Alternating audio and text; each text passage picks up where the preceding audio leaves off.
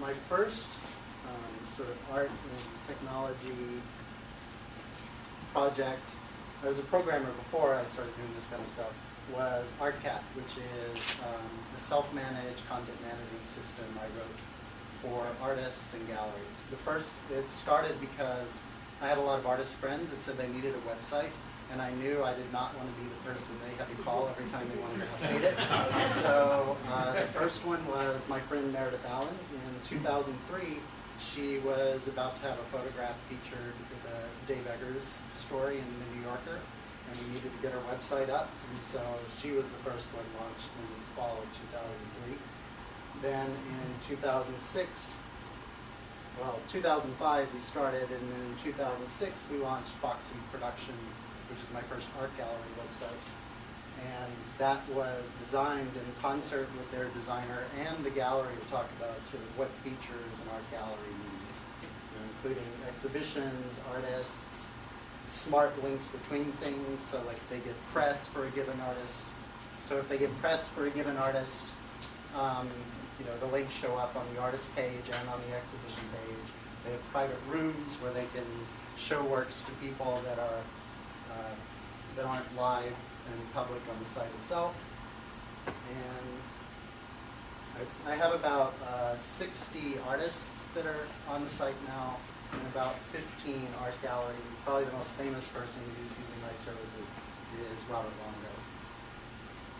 And now I'm going to talk about ArtCal, another thing where it was something I needed. As a collector and art blogger, once Chelsea hit 200 galleries, I couldn't really keep track of that stuff anymore, just in a web document.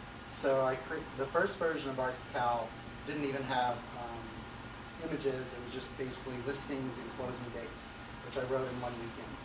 And eventually we added images, we added RSS feeds, and iCal feeds. Just wanted to show you an example. One of the reasons why I wanted to do it was so that I could have a Chelsea listing that sorted everything by street. Because there's no way you can wander through 250 galleries and not do it in order. Last year we launched a zine. The writers are bloggers and artists primarily. We publish original reviews and things like event notices. I wanted to show you one example of a listing on our site which shows an image of the artist, a Google map, information about the closing and opening dates. And also something we really like is people can tag images on Flickr, videos on Blip TV, and also if they link to us, assuming Technorati or Blogline searches are working reasonably well, they'll show up under related links. And now I want to talk about my other project. How much time do I have? A minute and a half. Minute and a half. Culture Pundits. I wanted to get more advertising revenues to pay the writers on ArtCal and also to help all of my smart art bloggers. Since I only read art blogs, I don't really read art magazines. And so I created an ad network, partially because I was so dissatisfied with how Google ads and blog ads look. So I created an ad network called Culture Pundits. We eventually reached 75 sites, but we found it hard to explain to people what all those sites were about. So on March 1, we are relaunching with a much more focus on art and film and architecture. We're only going to have about 25 sites. Every site will only have one ad space. It'll be a 300 by 250 pixel ad like this one here. And people will buy on a sponsorship or share a voice basis. So they can buy something like, I want 10% of the whole network, and that's how it works.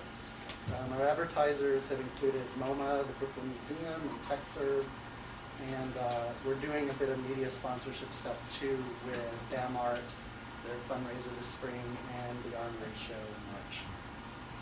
Okay.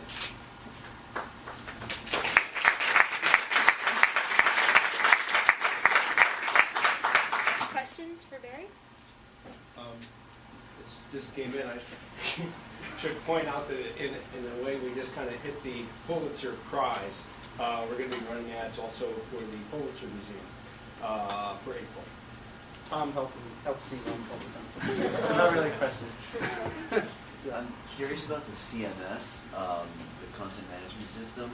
Do you have like a fixed thing, or do you develop features out, provide certain kind of like how does that whole work? Every gallery has the same functions available to them, and the same set of, there's a single set of servers and single set of applications for everyone.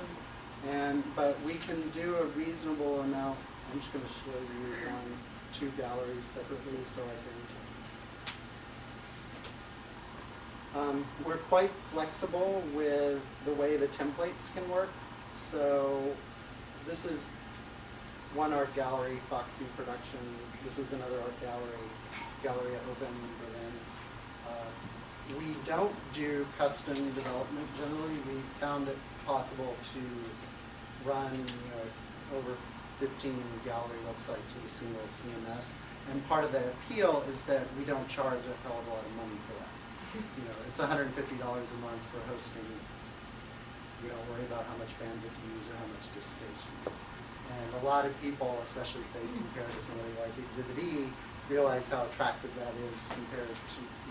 There's basically a certain set of features that every gallery needs. It's within reason how much stuff you need.